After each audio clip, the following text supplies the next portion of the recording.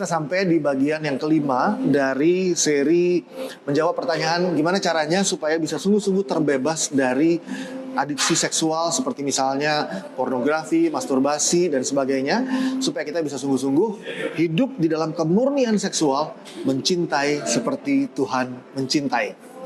Nah, hal kelima yang perlu kita lakukan adalah setia. Apa maksudnya setia? Dalam pengalaman saya atau melihat pengalaman teman-teman juga yang bergumul dengan adiksi ini, perjuangan untuk mengalami kebebasan itu seringkali perjuangan yang nggak pendek.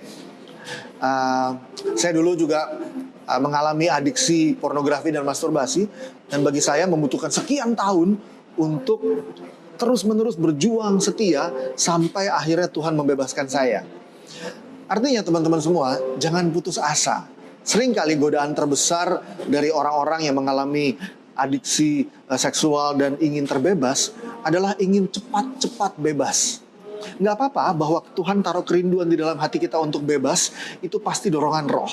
Tetapi seringkali dalam prosesnya, Tuhan mengizinkan proses yang agak panjang. Seringkali Tuhan ingin mengajarkan banyak hal. Misalnya, Tuhan nggak ingin kita berubah menjadi terbebas seringkali dalam waktu satu malam, karena mungkin Tuhan ingin membangun kebiasaan-kebiasaan rohani sehingga kita waktu kita mengalami pembebasan, kita bukan hanya bebas, tetapi kita punya habit baru, kebiasaan baru untuk berdoa, kebiasaan baru untuk mencari wajah Tuhan dan sebagainya. Ini godaan yang besar, karena orang tuh gampang banget nyerah dalam perkembangannya. Udah pingin bertobat, udah ngaku dosa, jatuh lagi di dosa yang sama. Udah pingin cerita ke orang, udah bawa ini ke terang, jatuh lagi ke dosa yang sama. Dan ini seringkali bikin kita frustrasi. Tapi saya mau kasih kabar gembira ke teman-teman. Jangan takut. Janji Tuhan, pasti Tuhan tepati. Kalau satu hari belum bebas, setialah seminggu. Kalau seminggu berjuang belum bebas juga, setialah setahun. Kalau setahun berjuang belum bebas juga, berjuanglah terus. Karena janji Tuhan, pasti Tuhan tepati. Godaan yang sering kali muncul juga adalah kalau kita jatuh ke dalam dosa, rasanya justru nggak layak melarikan diri dari Tuhan karena merasa dirinya kotor.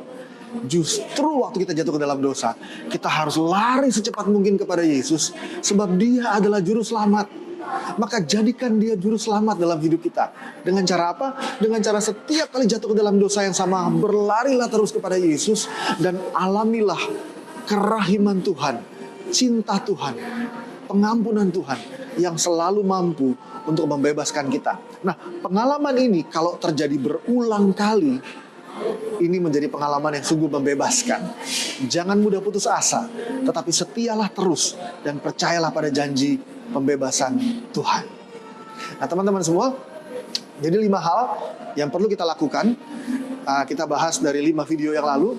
Yang pertama adalah percaya bahwa kemurnian seksual, pembebasan itu mungkin. Yang kedua, jangan represi, jangan just do it, tapi persembahkan dorongan-dorongan seksual kita kepada Yesus supaya kita mengalami rahmat penebusan. Yang ketiga, bawa pergumulan dosa-dosa kita kepada terang. Yang keempat, latih otot kehendak kita supaya kita bisa mengendalikan diri, menguasai diri. Dan yang kelima, berjuanglah terus, setialah terus, jangan putus asa, jangan putus harapan, sebab di dalam Yesus pasti ada pembebasan, pasti ada berkat, pasti ada janji kemurnian seksual yang Tuhan genapi di dalam hidup kita. Tuhan berkati.